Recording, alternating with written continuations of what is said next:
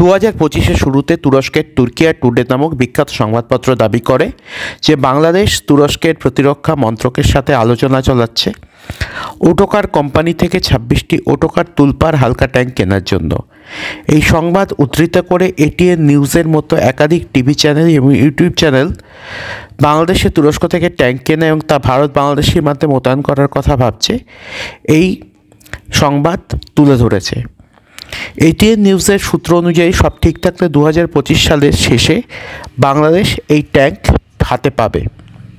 এই প্রসঙ্গে ATN news কি বলছে একটু শুনে নেওয়া। ভারত সীমান্তের কাছে তুরস্কের নির্মিত যুদ্ধ এবং নজরদারি ড্রোন বাইরাক্তার মোতায়েনের পর এবার তুরস্ক থেকে ট্যাঙ্ক কেনার সিদ্ধান্ত নিয়েছে বাংলাদেশ ও ভারতের মাঝে চলমান উত্তেজনায় সীমান্তে নিজেদের অবস্থান আরও দৃঢ় করতেই এই সিদ্ধান্ত নিয়েছে বাংলাদেশ, এমনটি জানিয়েছে ভারতের শীর্ষস্থানীয় বেশ কয়েকটি গণমাধ্যম।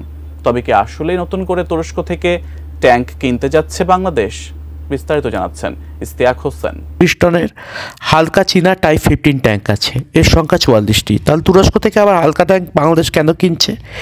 এর উত্তরে বলতে হয় চীনা সামরিক প্রযুক্তি যুদ্ধে ততটা নির্ভরযোগ্য নয়।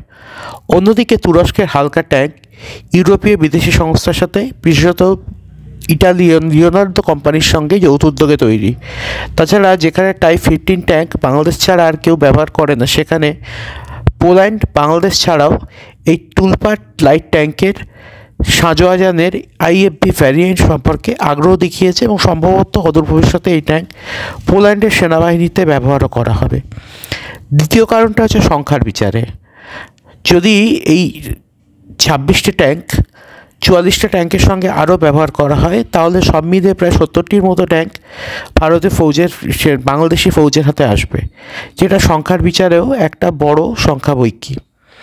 এখন এই ট্যাঙ্ক বাংলাদেশ কোথায় ব্যবহার করতে চাইছে? মূলত জলজঙ্গলে ঘেরা সমতল ভূমি এবং অনুচ্চ পার্বত্য অঞ্চল, বিশেষত মেঘালয়, অসম বা ত্রিপুরা সীমান্তে। এখানে বলা ভালো পশ্চিমবঙ্গের সীমান্তেও এই ট্যাঙ্ক মোতায়েন করার কথা বাংলাদেশের সেনাকর্তারা ভাবছেন।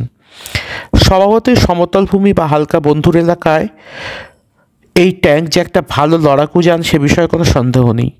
সম্ভবত সমতল লড়াইয়েও বাংলাদেশ এর ফলে কিছুটা অ্যাডভান্টেজ পাবে, এমন ধরে নিয়েই বাংলাদেশের জেনারেলরা এই ট্যাঙ্ক কিনতে চাইছেন, কেননা জলজমিতে ভারী ট্যাঙ্কের ব্যবহার সম্ভব নয়। এখন প্রশ্ন হলো, ভারতের কাছে কি এই ট্যাঙ্কের মোকাবেলা করার মতো অস্ত্র আছে? উত্তর হলো হ্যাঁ। ডিআরডিও এবং এলএনটি যৌথ উদ্যোগে তৈরি হালকা ট্যাঙ্ক জোরাভার।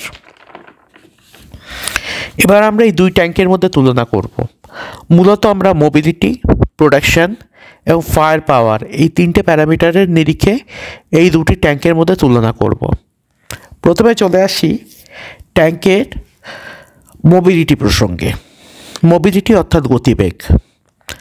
তুলপার লাইট ট্যাঙ্ক সম্পর্কে প্রথমে উল্লেখ করি। এই ট্যাঙ্কের ওজন 28 থেকে 45 টন, যাকে লাইট হেভি ট্যাঙ্কের তালিকায় ফেলবে। 700 থেকে 1100 হর্স পাওয়ারের টার্বোচার্জ ইঞ্জিন 1 ঘন্টায় 70 কিলোমিটার গতি প্রদান করতে সক্ষম। অন্যদিকে ডিআরডিওর জোরাভার লাইট ট্যাঙ্কের ওজন 25 থেকে 28 টন, যা মূলত মডিউলার আর্মারের ওপর নির্ভর করে। তুলপার ট্যাঙ্ক তৈরি করেছে তুরস্কের ওটোকার নামক রাষ্ট্রায়ত্ত সংস্থা এবং ইটালির লিওনার্দো সংস্থা। এই দুই সংস্থার যৌথ উদ্যোগে নির্মিত হয়েছে এই ওটোকারের তুলপার লাইট ট্যাঙ্ক, যেখানে জোরাভার হালকা ট্যাঙ্ক মূলত ডিআরডিও এবং তার সহযোগী সংস্থা সিভিআরডিই এবং লারসন অ্যান্ড টুব্রো কোম্পানি এবং জন ককরেল সংস্থার যৌথ উদ্যোগে তৈরি।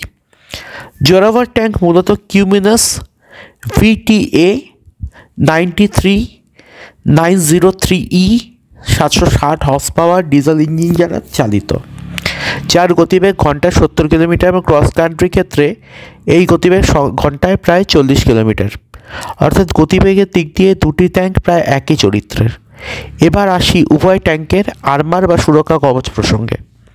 তুলপার ট্যাঙ্কে HITFSCT বা হিটফ্যাক্ট 2 নামক লিওনার্ডোর দ্বারা নির্মিত। এই টারেট মূলত ট্যাঙ্ক বিধ্বংসী mine, IED, armour piercing munition থেকে সুরক্ষা দিতে পারে। এই ধরনের আর্মার দ্বারা সুরক্ষিত। এর আর্মার মূলত ন্যাটোর স্ট্যানাক লেভেল 4569 স্ট্যান্ডার্ড মেনে তৈরি। অন্যদিকে জোরাভার ট্যাঙ্কের আর্মার সম্পর্কে যতটুকু তথ্য পাবলিক ডোমেনে আছে তার ভিত্তিতে বলা যায় এই ট্যাঙ্ক যাবতীয় anti tank round, loitering munition এবং এটিজিএম থেকে সুরক্ষা দিতে সক্ষম। এছাড়া এতে এপিএস বা অ্যাক্টিভ প্রোটেকশন সিস্টেমও বসানো যাবে যা যাবতীয় অ্যান্টি ট্যাঙ্ক থ্রেট থেকে সুরক্ষা দেবে। তাছাড়া এতে মডুলার আর্মার ব্লকও রয়েছে যা থ্রেটের গুরুত্ব অনুযায়ী পাল্টানো যাবে। এছাড়া এতে বিশেষ ধরনের আর্টিফিশিয়াল ইন্টেলিজেন্স দ্বারা পরিচালিত সেন্সর ও সার্ভিলেন্স ড্রোন রাখবার প্রভিশনও আছে, যা একে দূর থেকে আগত যে কোনো ইনকামিং থ্রেট থেকে রক্ষা করবে এবং সেই থ্রেট সম্পর্কে অ্যাওয়ার করবে, যা যুদ্ধক্ষেত্রে একটা অন্যতম শর্ত হিসেবে পরিচিত। সব মিলে সুরক্ষার প্রশ্নে ডিআরডিও জোরাভার ট্যাঙ্ক টুলপার ট্যাঙ্ক অপেক্ষা বেশ কিছুটা এগিয়ে রয়েছে। এবার আসি ফায়ার পাওয়ার প্রসঙ্গে। তুলপাট মূলত লিওনার্ডো 105 মিলিমিটার কামান দ্বারা সুরক্ষিত, তবে এতে প্রয়োজনে 120 মিলিমিটার কামান বসাবার ব্যবস্থাও আছে। এছাড়া 105 বা 120 মিলিমিটার L45 লো রিকয়েল গান যাবতীয় ন্যাটো স্ট্যান্ডার্ডের আর্মার পিয়ার্সিং এবং হাই এক্সপ্লোসিভ রাউন্ড ফায়ার করতে সক্ষম।